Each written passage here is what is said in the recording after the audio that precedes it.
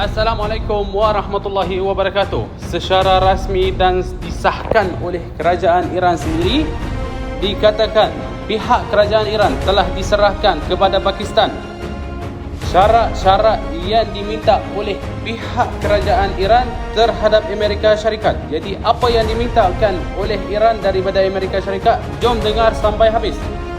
Yang pertama, pihak Iran dimintakan untuk perhentikan perangan sepenuhnya. Maksudnya, Amerika dan Israel tidak boleh lagi diserangkan Iran buat masa depan. Yang kedua adalah perhentikan perangan dan penjajahan haram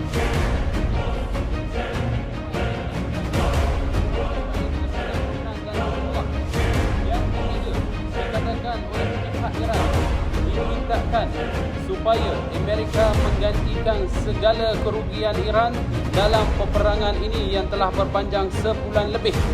Yang keempat, dikatakan oleh pihak Iran juga, Amerika harus membekukan segala sekatan yang diletakkan oleh pihak Amerika Syarikat sekian lama terhadap Iran.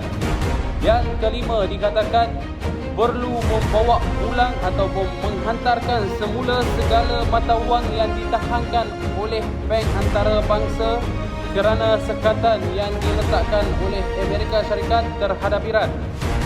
Jadi, adakah Amerika Syarikat akan diterimakan syarat-syarat yang diletakkan oleh pihak kerajaan Iran ataupun tidak? Wallahu alam. Tetapi dalam masa sekarang ini, Donald Trump telah diumumkan yang akan ditambahkan masa sebanyak 24 jam lagi, kerana pihak Donald Trump ataupun Amerika Syarikat sebelum ni telah diberikan pada pihak Iran masa sebanyak 48 jam saja.